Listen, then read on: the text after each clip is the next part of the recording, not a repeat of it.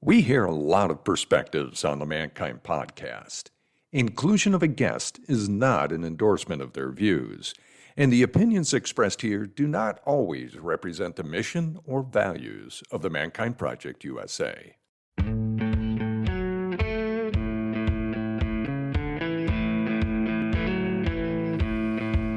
Looks like the rain has gone. G'day and welcome to another episode of the Mankind Podcast, the show where we break the molds of modern manhood to prove there's more than one way to be a man. I'm your host, Brandon Cliff, today, and today we are going to be talking with founder of the Men of Business Academy in the Gold Coast, Australia, Marco Renai. Now, the reason why I invited this man on this show to connect with you, the listener, is to show you an example of someone who identified a need within the hearts and minds of the young men of this world.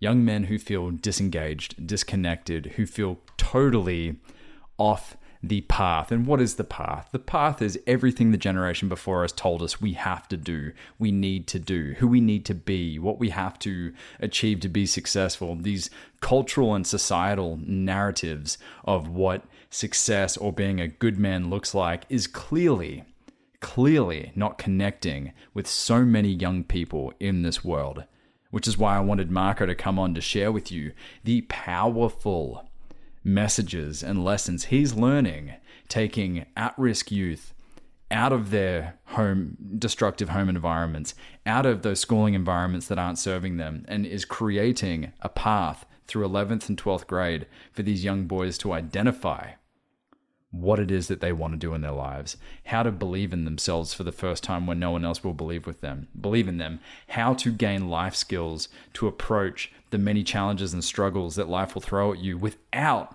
going to the drink, without going to the needle in the arm, without going to perpetuating the loop of abuse that we see so many when these young kids get hurt. They just grow up to hurt the next generation of kids. So you will enjoy this interview if you yourself have a young boy or man in your life that you're wondering, how can I, as a man, woman, non-binary person, how can I guide them in their life?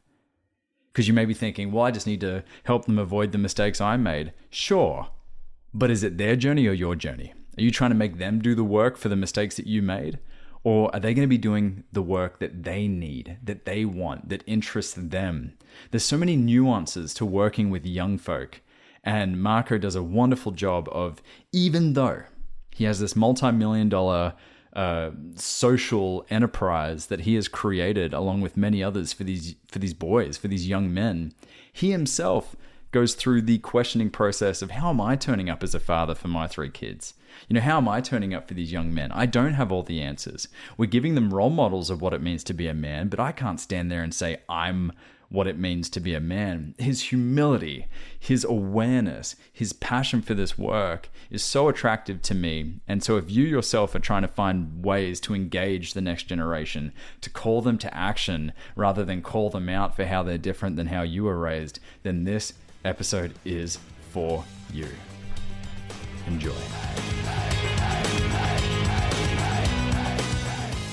G'day and welcome to the Mankind Podcast. I'm your host, Brandon Clift, and I'm joined today by Marco Renai. Renai, correct? I've yes, known Renai, you forever. Renai, but that's okay. Yeah, I'll tell you, I've known you that long, and I knew it was Renai, but I just had one of those slips.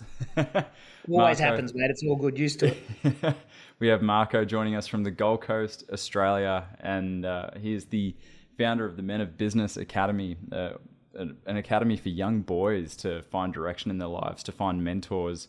They're given an opportunity through grades 11 and 12 to not only complete their high school educations, but also get exposure to necessary life skills that many of us learn far too late in life.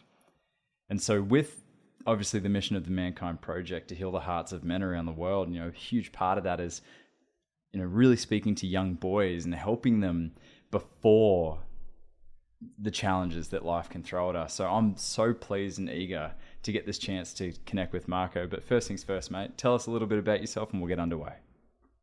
Oh, look, Brandon, just to wrap up what you were saying, mate, I'm stoked to be talking to you. I love the fact that I'm in Australia and you're in America, and we're talking about the same thing, mate, because, this what we're working in is an epidemic. And, mate, I'm so passionate about creating good men that just make a difference in the world. So thank you for having me on. But, mate, I suppose it's a bit of a funny one, mate. I grew up, a great family. I went through a schooling system that I absolutely hated when I was young. This was back in the old days where they had canes and leather straps and all that sort of stuff. And I don't carry it, but it gave me a hatred towards school and a hatred towards sort of teaching. And went through school. I got into hospitality. I had my ups and downs in hospitality, in usage and, how I looked after myself, and found myself in gyms. And that was for my own therapy, I think, because I'd got myself to quite a large, depressed, anxious state where a lot of my world was falling apart, and realised that the only way I was ever going to get myself back on track was to focus on me, and focusing on me was absolutely looking after my health. We built this amazing gym over sort of 10 years. That was very much a wellness studio and very much looking after people and their health and their journey. And, mate, I received a phone call from a friend of mine who had 10 boys that were in the youth justice system. And she said, Marco, look, I don't know what to do. I've got these boys. Can you come down and give me a hand?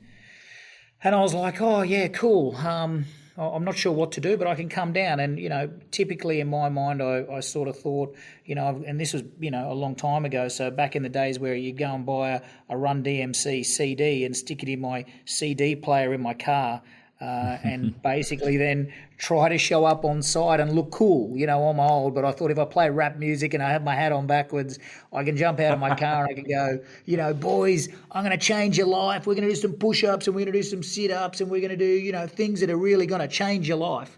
And interestingly, mate, I got the answer that probably most people would have thought of. I had a few tell me exactly where to go. Yep. I had a few lit up some cigarettes and sit on the hill. And I had a couple of boys join me, and it was a really disjointed, tough session.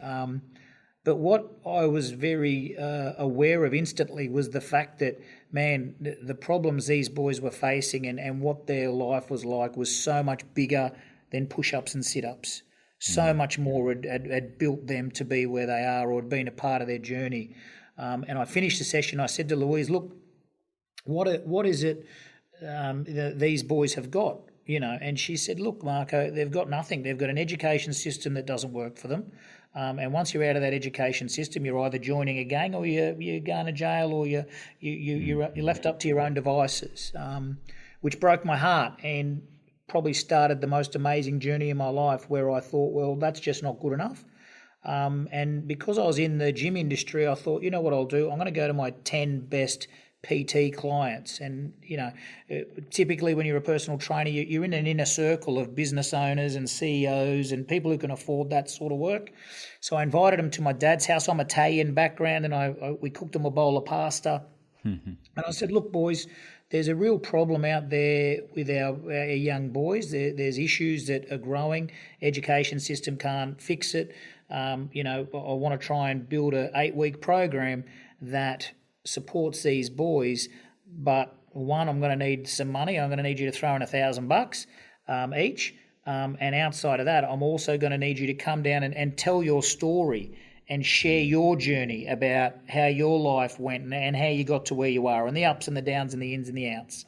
And mate, that was the beginning of this movement of men investing to want to pay. It was Men of Business Pay It Forward, and every quarter I'd hold a lunch, and it went from 8 to 20 to 30.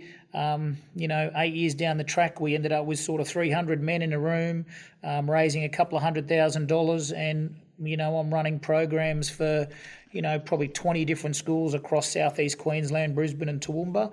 And those programs were based, I had 8 pillars, and it was passion and purpose, inner strength, anger and emotions, what it is to be a man, respect, trust, and we did all little exercises and talked about this. And then importantly, communication, of course, And then importantly, at the end of it, we tried to build into over 8 weeks, where to from now, mate. And those programs sort of kept running and running, and it was just a charity, and there became moments in life, as you know, with charities, that 1 minute you've got money and you can run programs, the next minute you've got no money and you can't run programs. And it was a few of those low moments where I'm like, I don't know how this is going to exist, and how we're going to go. But I ran into an amazing man, and again, typically of men, we try to carry everything. I was trying to carry everything. I was trying to carry my own family, my own 3 boys, my business, my wife, my everything, and I'm trying to prove to the world that I'm a man and I can do all this. But this I know it's crazy, huh? Yeah, but this one moment. Yeah, go on. That rugged individualism that we're raised as men. You know, and typically Australia, you know what I mean? Like, I still remember days you're at 6 falling over on the footy pitch and your old man going, "Get up, you pussy, what are you doing?" You know, and that was just how you were brought up. So you were brought up that you had to be tough. If you wanted to be a man, you had to provide. And, you know, if you're not tough and you're not providing, well, you're failing in manhood, you know. But the reality is I had actually, you know, through hospitality, I had hit a wall and you know, spilt my life out. I had then, you know, come back into this area, and again, it was about, I was trying to run 5 things at the same time and make it all happen. But it wasn't until I was open and vulnerable and shared who I was and what I was trying to do and how I wanted to work that all of a sudden things started to align. And who did you run into? Sudden, I ran into a guy named Jason Cesarago, and basically he was he was in special assistance schools, and that's what he did. And I sat with him and I said, "Look, mate, I'm running these programs. I'm changing the lives of boys. They're loving it, but you know, I feel like sooner or later, if I fall over, the program falls over. No one else fundraise. I'm the heart of it all." And he said to me, "Have you ever thought about becoming a school?" And I'm like, "What do you mean? Oh, I don't want to be a school. I hate schools and this and that." And he said, "Nah, we can build our school, you know, and we can put in this school the way we want to train the boys and the way we want to educate, and we want to build better men and teach them how to cook and bank accounts and this and how to treat women and be good sons and all that." And it lit my fire, mate. I was just like, "What?" And then he said, "And you can be funded." You know, like, because I was always writing for grants and asking people for money, and now all of a sudden there's funding to actually educate our kids within Australia. And I was like, okay. And then he hit me with the sucker punch, mate. He goes, "Look, I can write the accreditation. I can write all the bits and pieces to get your school up and going. The only thing is, mate, we're going to find a building, a premise. We're going to need to raise $1 million to get the startup fund." But Brandon, to be honest, mate, I sat there and thought to myself, man, I've been working for 10 years raising money every year because it never had a purpose and a clear direction. If all I've got to do is raise $1 million once to build this school and then know that it's going to be a legacy piece forever and it's funded by the government, mate, let me at it. So I was on fire, mate. I'm banging on doors. I'm talking to everyone who's anyone. I'm running events.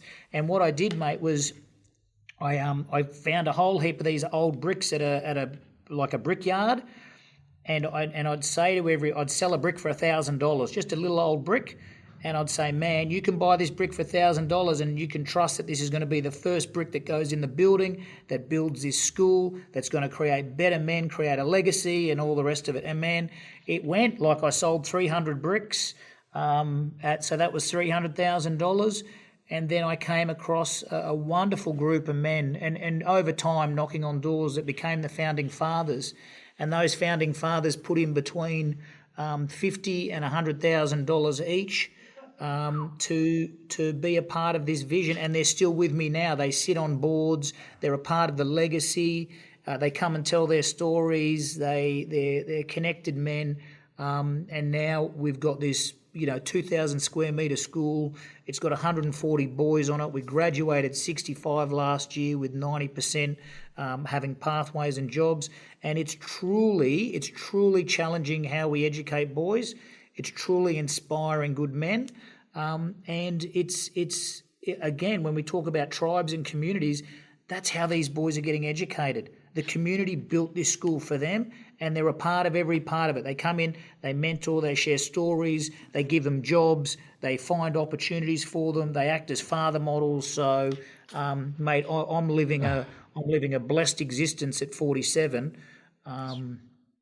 So it's amazing, mate. It's amazing. But, again, I say to people all the time, I never understood how the dots joined. Like, I'm 45, this happened. So from 20 to 45, I'm just pushing and I'm dragging and I'm scratching. And then all of a sudden now when it happens and I look back and I think, wow, that's why that happened to me. That's why I met that person. That's why that person mate, it's like you. How on earth, like 10 years ago we're talking about this and now all of a sudden it's here. Like there's a magic in passion and openness and sharing and community and tribe that, man, it's a problem shared, and now this entire community has built this amazing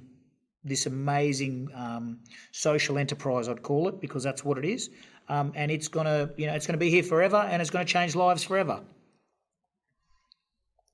Well, Marco, bravo, mate, bravo. When we bring men into this organisation and we speak about impact, something that's always packaged with that, and prefaced when it comes to impact is you don't know the ripple effect that you're going to have on this world. Many men feel like when they want to help, they got to throw on the cape and become the hero, but that doesn't last because it's about the hero. It's not about the people being saved.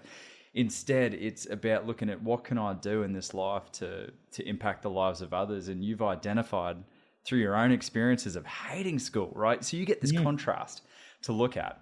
And this person you meet says, why don't you open a school? And your instant thought is, no, well, get stuffed. Why would I open a school? Me of all people.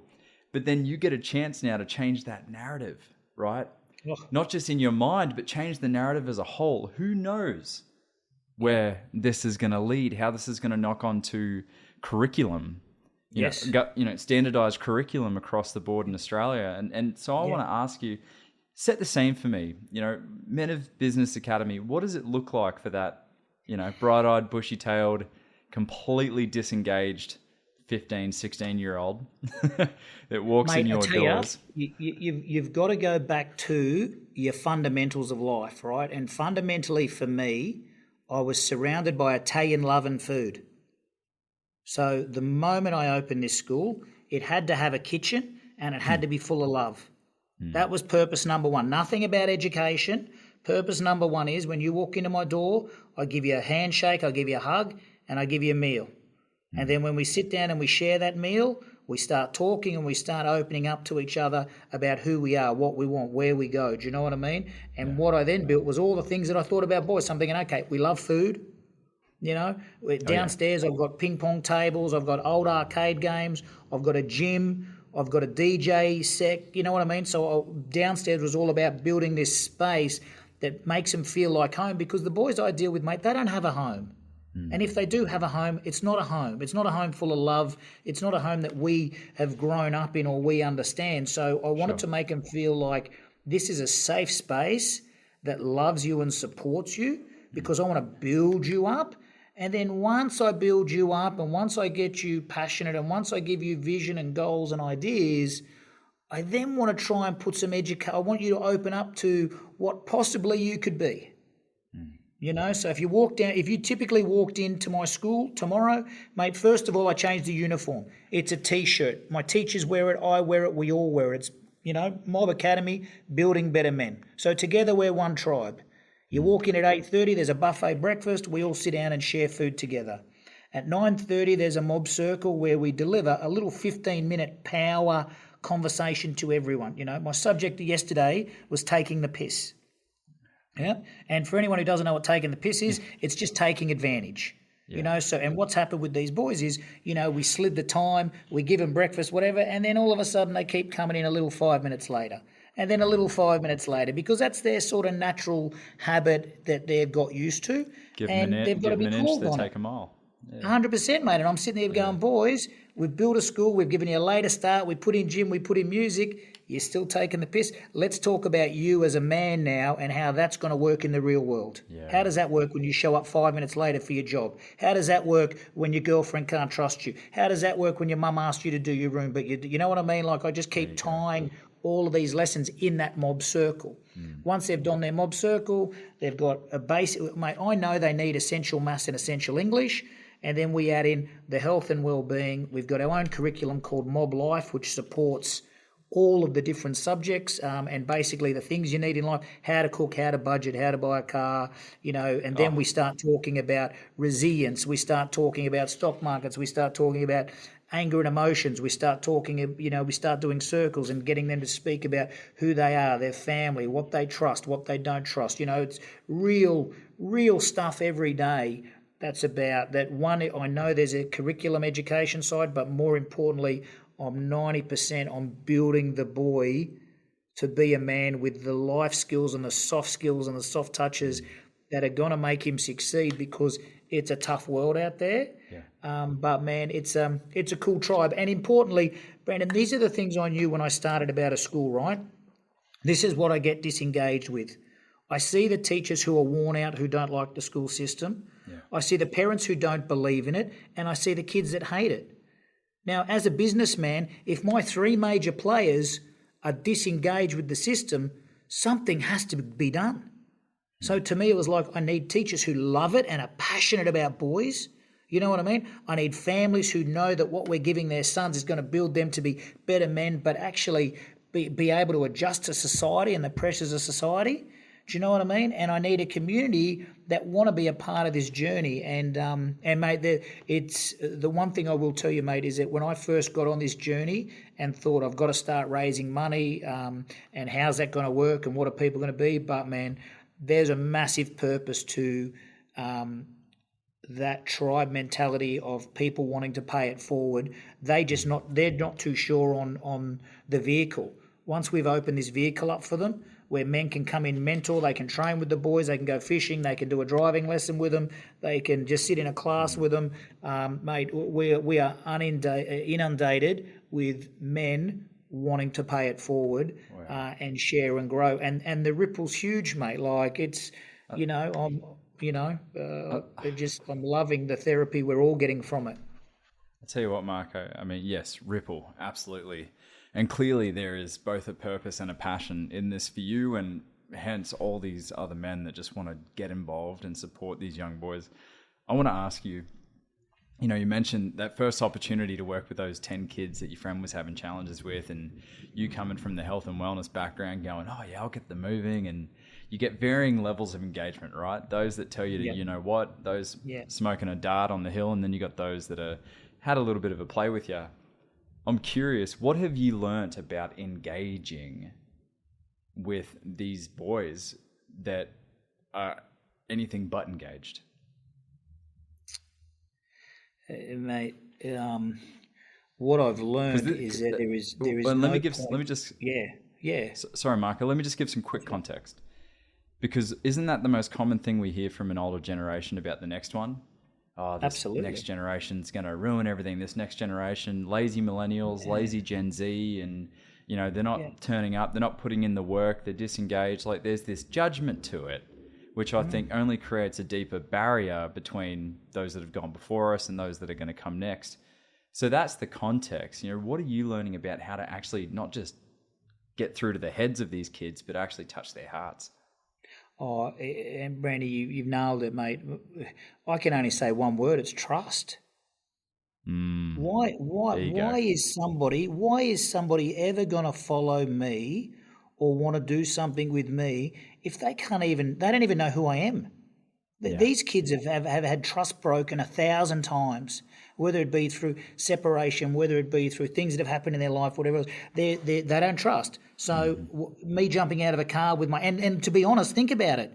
I put in a CD to make myself look cooler. I put my hat on backwards to make myself look cooler. I did all these. I wasn't authentic. If I was authentic, I would have come out with a bowl of pasta and say, look, boys, I'm not even here to do some exercise. Let's share a meal and let me tell you my story, and let me tell you why I'm here to be a part of your life. And then if I did it that way, I reckon they all would have engaged in the session. But the other thing too is, mate, me training, that's my ego. Why just because that's what I do, does that mean, little Johnny has to do exactly the same as I do? Because that's not little Johnny's journey. Little Johnny might need something completely different. So I've got to be aware to talk to these boys and understand them for who they are. And maybe this boy does the push-ups with me, the next boy's a fantastic drummer, and the next boy loves drawing, and the next boy loves this. Like, I've actually got to break it down and go, this is my story and this is what I'm passionate about. Thank you. You tell me what you're passionate about, and you tell me where you want to go, and then let me help you build a road, because what I do know is that if I get the fundamentals of life right, we can build your road to go anywhere you want. Marco, you've nailed it, because this is what the conversations I've been having with parents for so long. When I was back living on the Gold Coast, in fact, you and I both had gyms on the same block. So that's kind of how we got to know each other. And as I was working in the fitness space, I started to, meet some parents that'd be like, oh, would you train my kid? They're not really exercising. They're playing video games. And so I'd work with these kids, and the kids just didn't want to be there. And I'm 100%. thinking, what's wrong with this kid? And then I listened to the narrative of their parents. We've given this kid everything he could ever ask for. He's just not applying himself or turning up or whatever. And then once I was able to draw the 2 and 2 together, it was like that missing link to look at that young person as an individual with their own individual interests, with their own individual experiences, their own individual feelings. We so readily want to better understand the world. So what we do and what our brain does is it puts things and people in boxes. So young boys, they all probably want to be jocks. They all probably want to play rugby. They all probably want to get the girl. No, not true. 100%, mate. Mate, look, I've got 3 kids. Mate, I am leading this movement, and then I'm watching my ego take over to my kids. How because so? I'm trying to build their life the way I want it. Do you know what I mean? Like, I believe in exercise, so I'm taking to the gym. I love pasta, so I expect they should eat a bowl of pasta. If you don't eat a bowl of pasta, I'm sitting there going, man, what are you trying to get skinny? Eat a bowl of pasta. Everyone loves pasta. How come you don't love pasta? It's your lens. It's my lens, mate, and it's been what was ingrained in me. I grew up in old school Italy, mate. Like, mate, you ate pasta and you had to eat 3 bowls of pasta.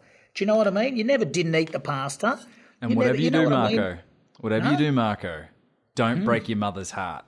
No, of course. You're breaking your mother's heart, Marco. Yeah, I know. There's so much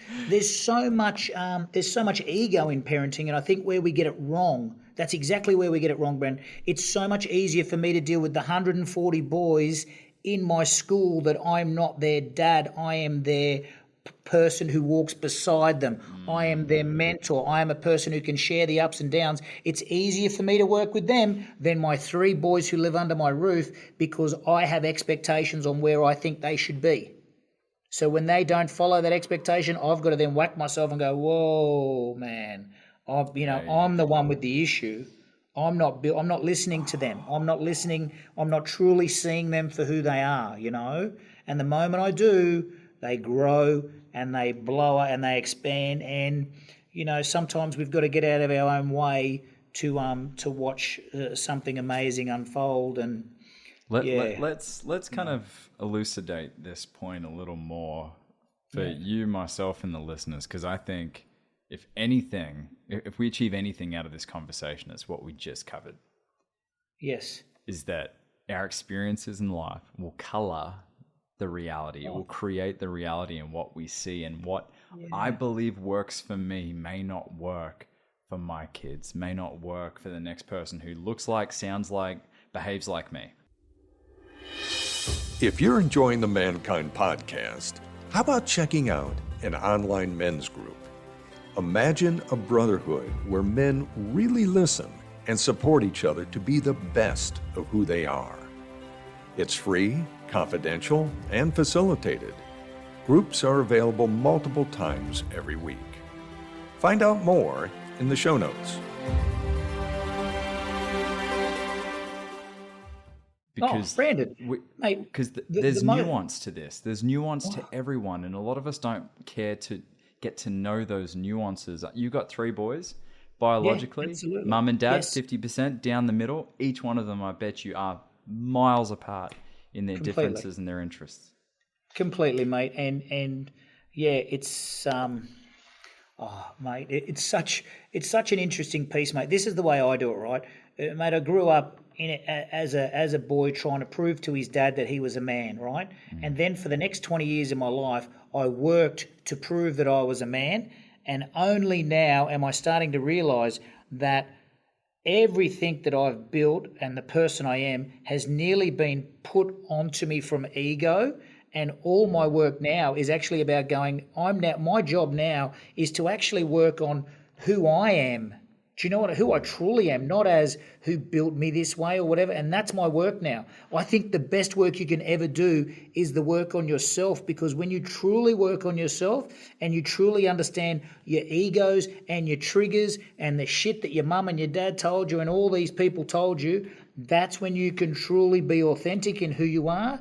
And that's when people truly listen. That's when people understand the true you, because mate, it is endless the amount of men I come across and I just watch the massive ego that's around them.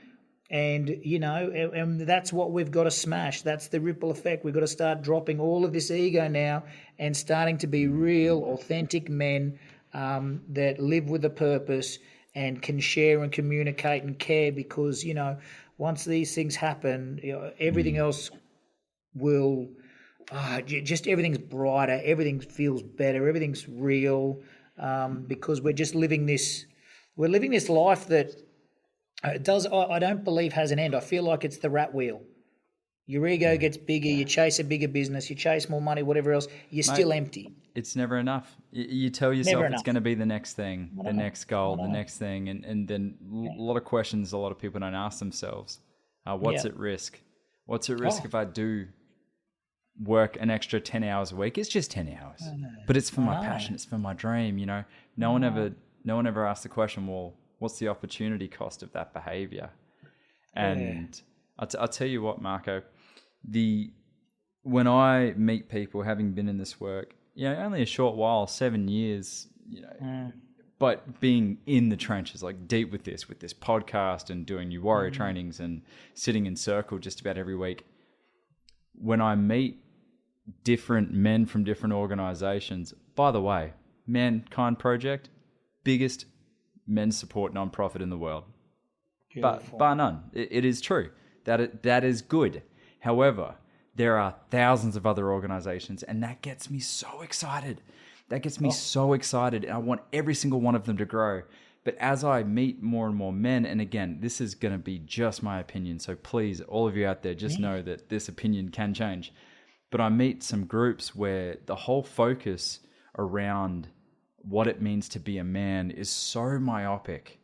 It's so defined by a box. It's these alphas, right? It's these men that are telling people you have to be, you have to be the man. You have to be in charge of your life. You have to be assertive. But they say assertive. No, what they mean is dominant. And what they're actually doing is perpetuating these horrible behaviors and characteristics that men, unfortunately, are being broad stroked by. And so when I heard about the progress of men of business, having not known as much as I wish I had back in the day when you and I used to hang on the same block, when I heard about it and heard that you're helping these boys understand what it means to be a man, this part of me went, oh, please don't please don't say that they're going down that route. Please don't tell me that they're telling these young boys that they have to follow these specific rules to be men. And then to have this conversation with you and to know that you're planting the seed in them of saying, don't let me tell you what it means to be a man. You tell me, young fella, you tell me what does it mean for you to be a man. Then the ball is in their court. They're holding the pen to write their story, not you, because guess what? You're not the hero of the story, Marco. You're the guide. You're Yoda. They're Luke. It's their story. Absolutely. Mate, Absolutely. this is so good. Far Yeah, out. it's exciting. And Brandon, the other thing too, mate, is that I'm just so happy to be on this march. Do you know what I mean? I'll be so proud when men believe that the strength we were given is to serve and to carry and to support.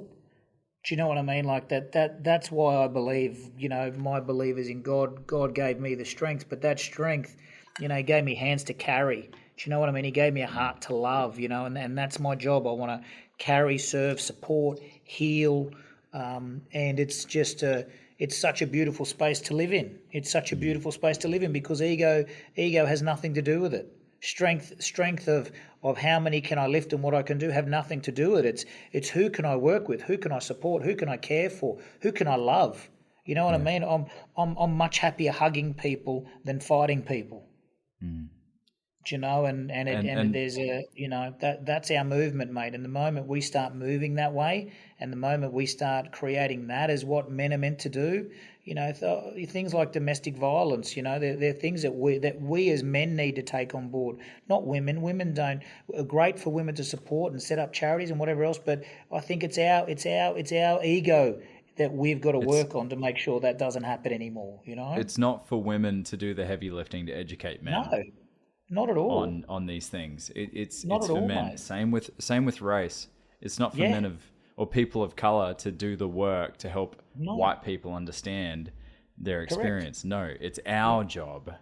Of course. Right. So of course. You're spot on. And if there's one thing I might offer, and perhaps this is where your thoughts are as well, and I believe them to be, is that it's how can we serve, how can we carry, but also how can we be served?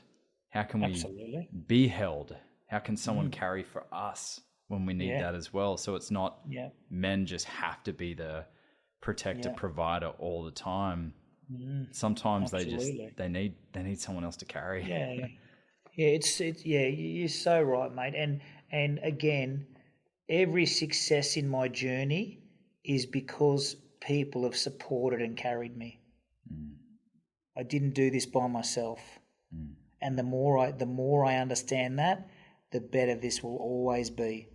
Do you know what I mean? It's a tribe, it's a tribe that creates a beautiful boy. It's, that's the same. I can't, it's the same in here. I'll have 140 boys walk in.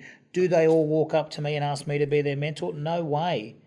There's probably about 6 or 7 that resonate with me, and all the other boys are resonating with the other 30 staff that are in the premise, and that's men and women.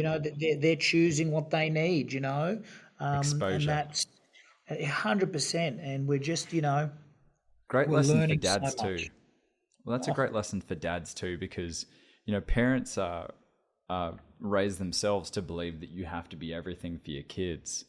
And, absolutely. My dad would say sometimes, like, throughout our journey, now Dad and I have a beautiful relationship. Yeah. But there were times where he would say, I wish I modeled better of what it means to be a man. And I would just refute it every time and go, that's not your job, Dad.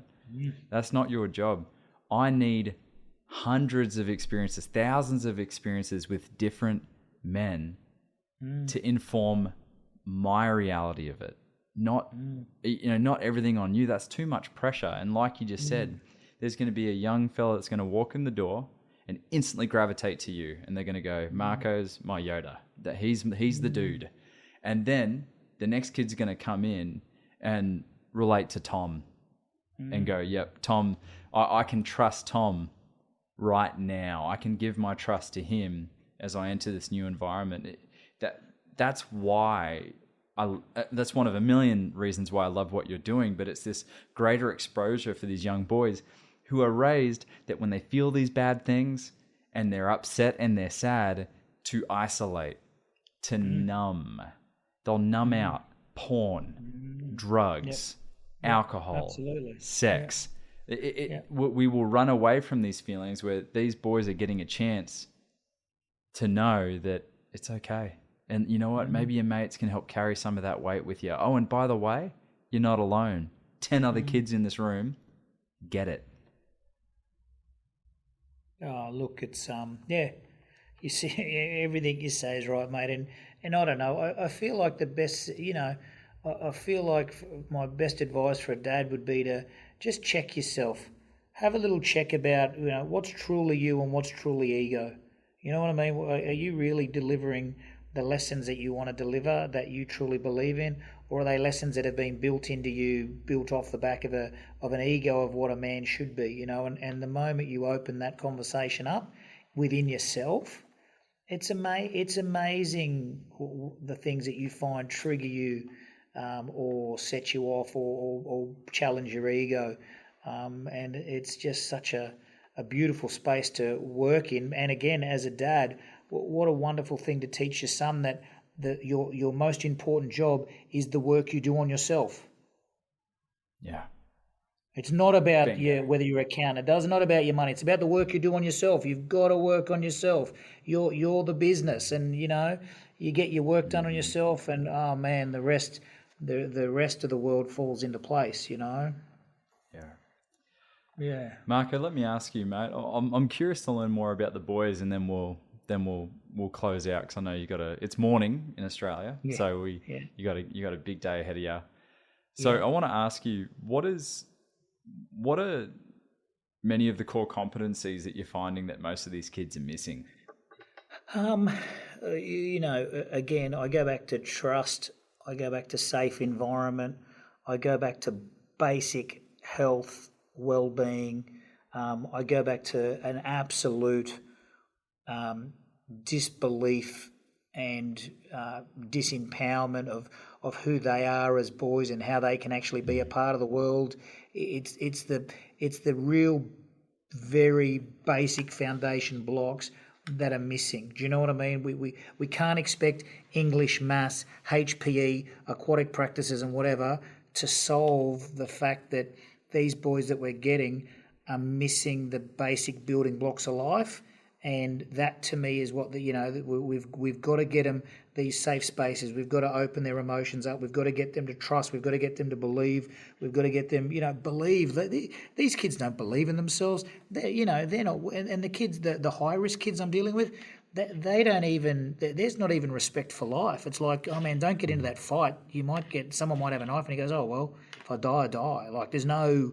Do you know what I mean? Yeah. Like it's not like they feel like their life isn't. Well, there's no value in their life. They don't care, And this is our biggest work is creating a space for them to build all of those and just watch them grow in themselves as a person. Because once they've done that, the education and the journey happens itself. Do you know what I mean? Like you find a lot of the times with boys, they're educating later in life because they're spending the first part of their life trying just to figure out who they are.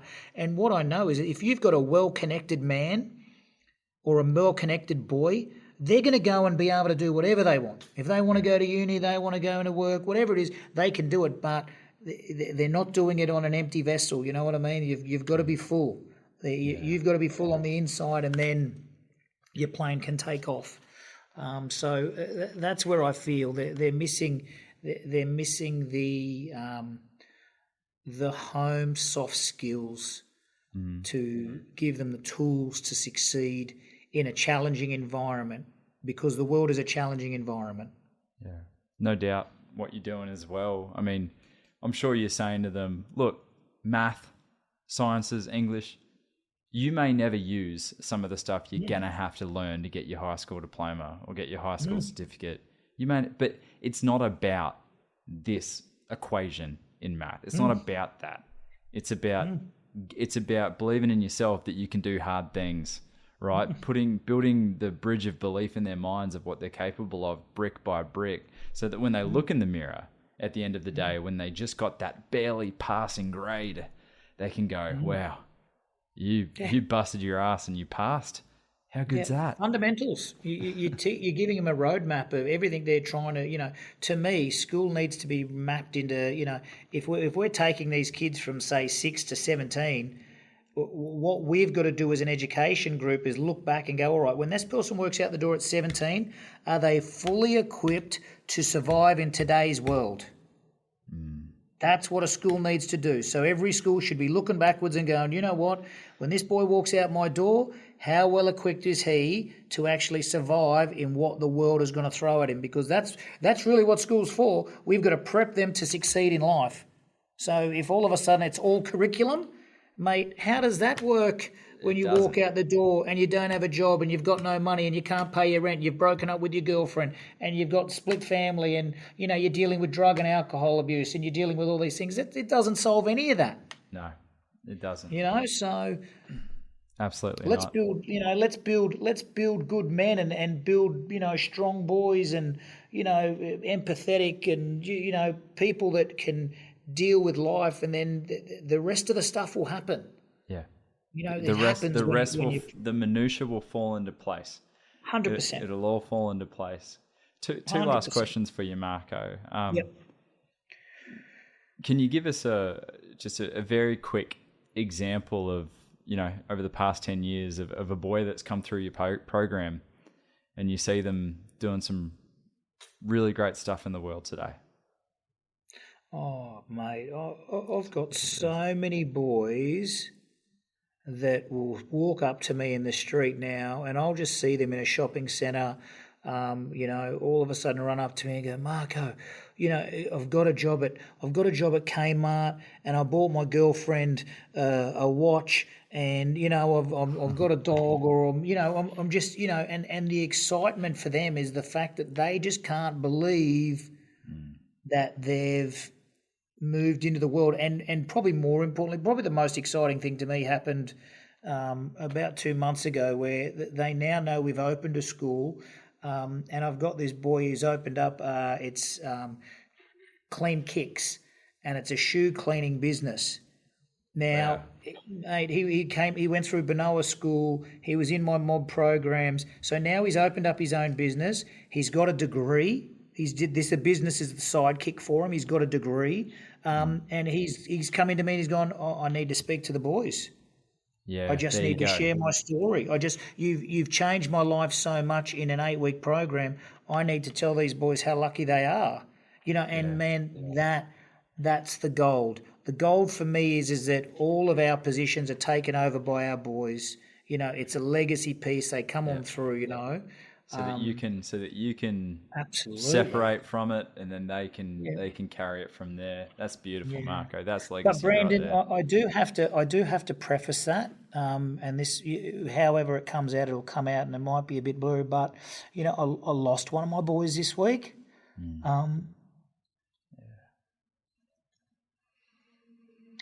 And it kills me, mate, because I've watched this boy grow. I watched him come in. I watched him change. You know, we got him an apprenticeship. We got him everything. And, you know, 3 months out of school, you know, we've lost him. And it kills me. It really kills me that there's still work to do for our boys to need to reach out. No matter how much love we gave them, no matter how much support we had in here, it still aches to me that there was times in his life that were challenging, and you know, the skill we need to learn is still to reach out. You don't need to be a man. You don't need to answer it all by yourself, but you've got to speak.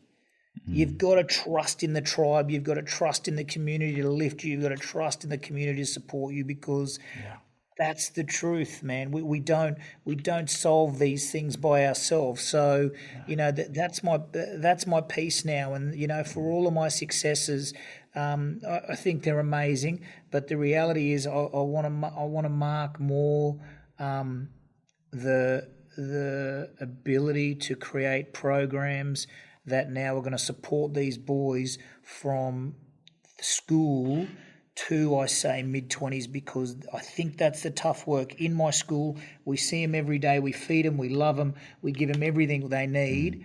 But the moment they finish school, they're in the real world, they've got their job, they've got their bits and pieces, or they've got still the environment, they've still got an unsafe environment that they might be dealing with.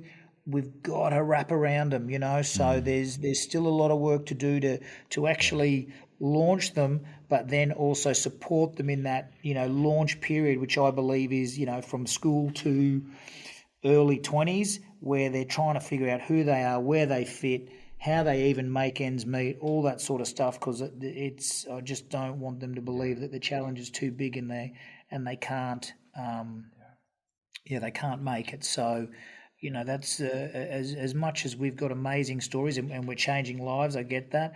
I need to start seeing stats change in men, depression, alcohol, suicide, all those sort of things, because and like you said, we're the only ones. We've got to start leading from the front now and working on communication with our boys and our men, and we've got to open up and just create a new narrative so that these stats start to change. And what you're doing is doing that. What I'm doing is doing that, but there's more of it. There's more men out there. So I can only leave you with this in the podcast. If you're a man out there and you're listening to this, open up, man. Let's get the movement started. Let's start communicating and being empathetic and sharing and caring and and making true differences on working on ourselves, because the world will be such a better place if we all start marching in the same direction. Yeah. Well. Beautifully said, Marco. My heart hurts for you, mate. It really does. And, there's one thing I've been learning, not just with my own journey of, of trying to take my life, but having supported families that have lost someone to suicide, is that the impact of the action, it can have a greater impact.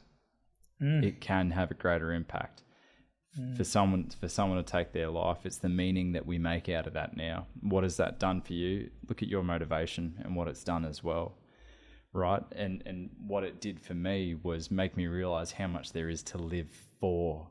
And I can't tell you, because I can't possibly put a number to it, but I know I've had the blokes testing the branches to see if it would hold their weight.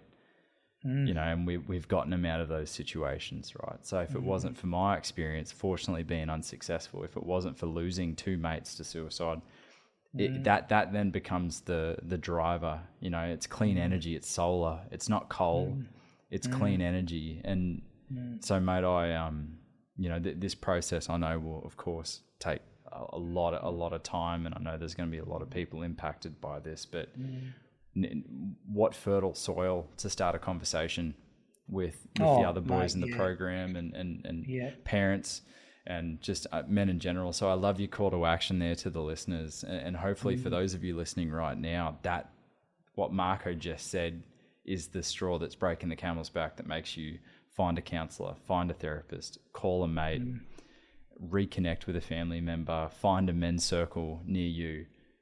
Like that's the call. That's the call to men right now. I believe we need that now more than ever. Marco, one final question for you, mate. If you could wave a magic wand, right?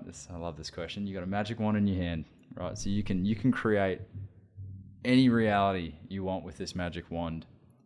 Where does Men of Business Academy go from here?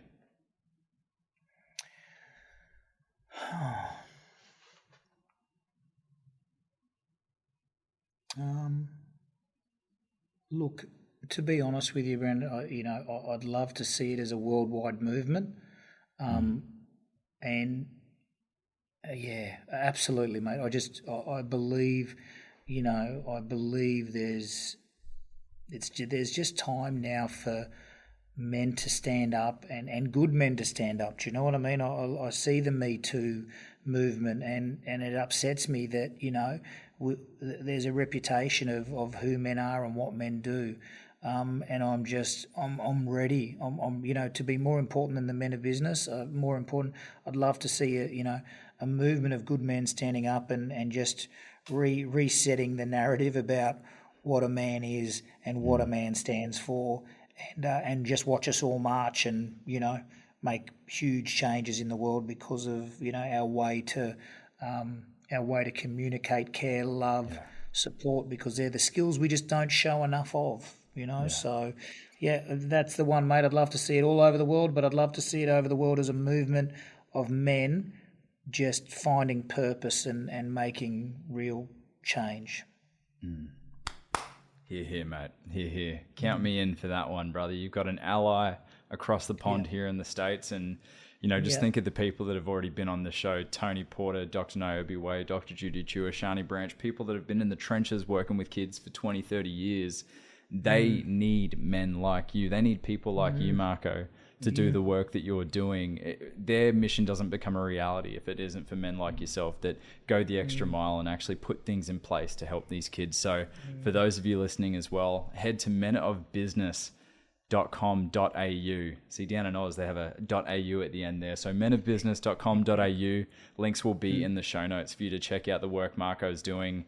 And there's an opportunity to donate as well if you want to show some support to, for the Men of Business Academy and these boys that are going through this program, because they are truly the next generation of men coming up. So let's do our best to break some of the cycles that we may have played a role in and give these kids a better chance. Marco, mate, any final comments before we wrap up?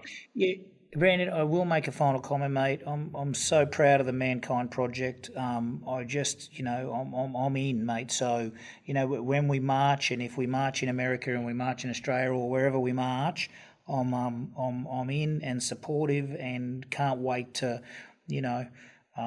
just spread the word and watch this movement.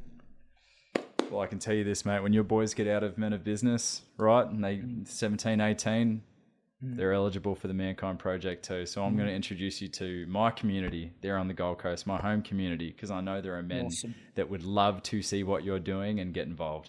So talk about tribe. There they are. Well, for those of you listening, thank you so much for joining us for another live recording of the Mankind Podcast, the show where we break the molds of modern manhood to prove there's more than one way to be a man. And I believe we have done that today, haven't we, Marco? Sure have, brother. Well, brother, look, sending lots of healing energy your way, to help heal the hearts of yours and those of you around you that have been impacted by this loss. And just, mate, keep to the mission, keep on with what you're doing. So grateful for the man you are and the work you're doing, and grateful to be connected with you. So I will say until next time that we have you back on the show. Can't wait. Thank you, brother. Take care, Brandon. You too, mate. Bye, mate.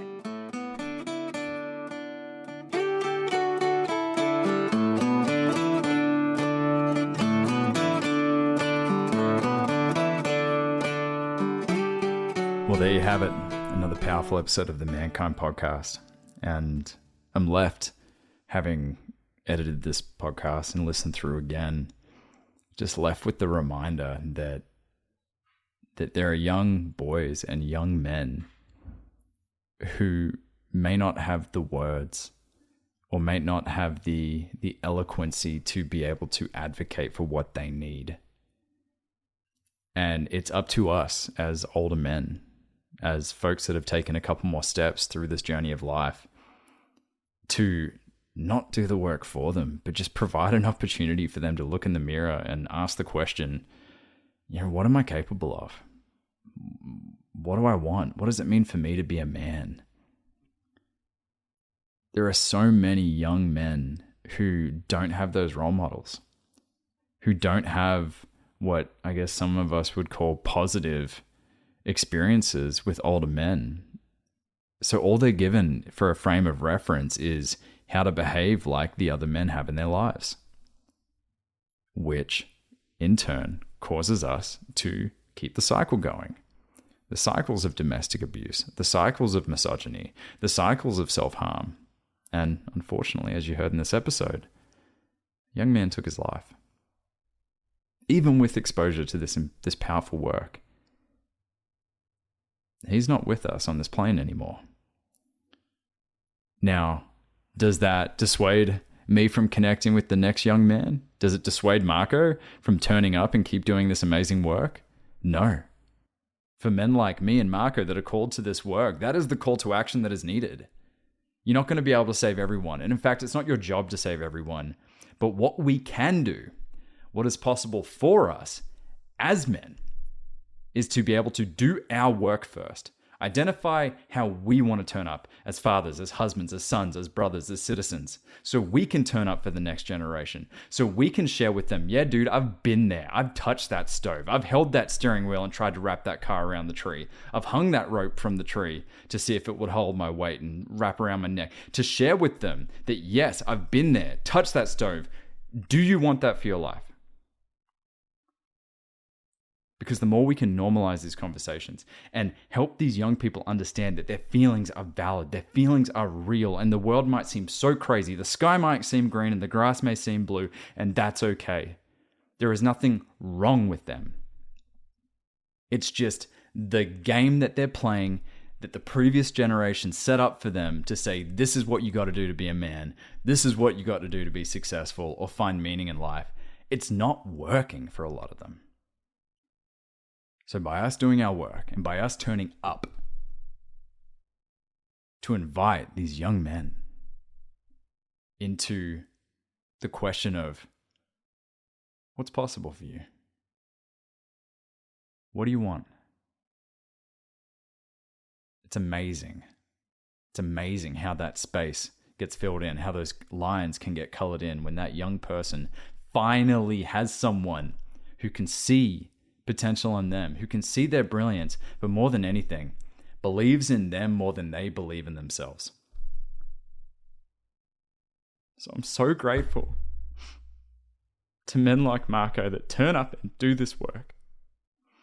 And that's what we need.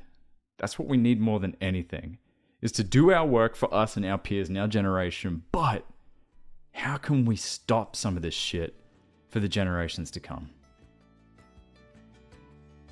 I'm sick and tired of seeing these young lives taken away because they did not see a possible path for them. Love and blessings to you, Marco Renai.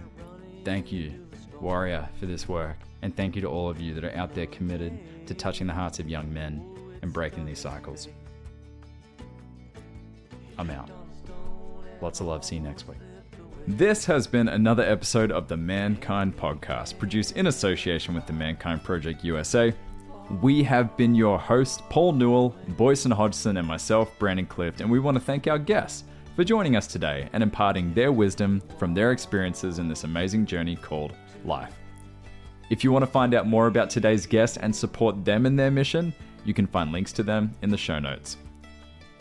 Now, if you have found gold and insights that you believe could benefit your loved ones and those you care about, be sure to share it with them. And of course, we are always grateful for a rating and review of the show on iTunes. Now, we've got to give special thanks to our back-end team, producer, editor, and audio ninja for the show, Michael J. Russer, and Don Huff, who takes care of our graphics and promotions and pretty much makes us look pretty. So, of course, thank you, Don. Now, above all else, we've got to thank you, the listener, because through your attention and your support, you have made it possible for us to let men all over the world know that they are not alone and that there is more than one way to be a man. And if something in this episode has touched you, then perhaps it is the call to action to get involved in men's work. With live trainings happening constantly and in-person trainings happening all over the world, the Mankind Project definitely has something for you. Now, if you've enjoyed the music in this episode and all of our episodes, be sure to check out Jim Donovan and the Sun King Warriors. I have links to them in the show notes. And lastly, just know, what it means to me to be a man is completely different than what it means for you. What it means for Paul, what it means for Boyson, that is the beauty of this journey. So if you are looking for guidance, support, and community as you begin to unpack and dive deeper into your men's work journey, then you know where to find us. Same place, same time, next week. Lots of love. We'll see you then.